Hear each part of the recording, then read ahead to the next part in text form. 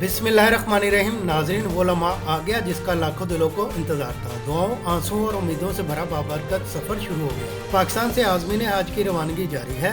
हजारों माँ बाप, रुखसत होते बेटों, लबों पर दुआएं, आंखों में आंसू। ये सिर्फ एक सफ़र नहीं बल्कि ईमान, अकीदत और मोहब्बत का सफ़र है। सरकारी स्कीम के तहत आज ऑपरेशन शुरू कर दिया गया। लाहौर, कराची, सियालकोट, मुल्तान से भी आज़मीन हज रवाना हो रहे हैं। पाकिस्तान में सरकारी स्कीम के तहत 1,19,000 आज़मीन को मदीना मुनव्वरा और मक्का मुकरमा ले जाया जाएगा। इस बार आज़मीन के लिए इनकलाबी सहूलत मुतारिफ कराई गई है जिसे रोड टू मक्का का नाम दिया गया है। इस निज़ाम के तहत आज़मीन की पाकिस्तान में ही इमिग्रेशन होगी। सऊदी अरब पहुंचकर लंबी कतारों से निजात मिलेगी। आज़मीन सीधा बसों में मुंतकिल होंगे। सामान बराह रास्त होटल के कमरों तक पहुंचेगा। आज़मीन की इमिग्रेशन इस्लामाबाद में मुकम्मल होने के बाद जद्दा या मदीना एयरपोर्ट पर उनका घंटों का इंतजार खत्म हो जाएगा। सऊदी अरब पहुंचने पर आज़मीन बगैर किसी लाइन के बराह रास्त बसों तक पहुंचेंगे, जबकि उनका सामान एक जदीद लॉजिस्टिक सिस्टम के तहत बराह रास्त उनके होटल के कमरों तक पहुंचाया जाएगा। इस्लामाबाद से 129 परवाजें ऑपरेट होंगी। तकरीबन 29,900 आज़मीन इस्लामाबाद से रवाना होंगे। ऑपरेशन मई के वस्त तक जारी रहेगा। Pakistan international airlines